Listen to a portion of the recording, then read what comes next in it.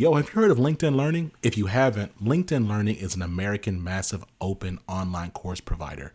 It provides video courses taught by industry experts in a variety of subjects. Now, why am I sharing this? I'm sharing this because Living Corporate is in partnership with LinkedIn Learning to provide diversity, equity, and inclusion courses. Listen, if you're trying to be a better ally, you want to understand better diversity, equity, inclusion strategies, or you just want to learn how to be a better leader, you got to check out the courses on LinkedIn Learning. So check it out. You can do it one of two ways. You can click the link in the show notes, or you go to LinkedIn Learning and you search Living Corporate. Again, link in the show notes, or go to LinkedIn Learning and search Living Corporate. I'll see you over there.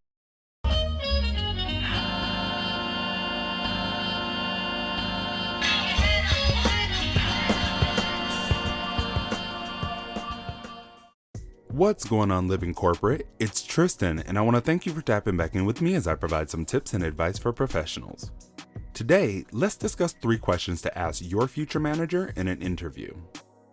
Many people see interviews as a one-sided conversation that your potential future employer leads, but interviews should be a two-way street.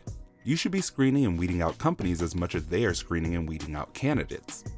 Lily Connings on Twitter wrote a thread on 5 questions she has or wish she had asked. In the thread, she says it's necessary that you give yourself full permission to interview your future managers. So let's talk about 3 questions she thinks you should ask your future manager to get some insight into what working for this person might be like. The first question is, when was the last time you promoted someone on your team? How did it happen? This question lets you understand the process of advancing in the company while working under this manager. You want to ensure that their answer is something you'd be willing to go through. The next question is, why did the last person in this role leave? Or how did this role become open? The reason why someone left a position can be very telling. As the saying goes, people leave bosses, not jobs. So, worst case scenario is that they quit because of a toxic workplace.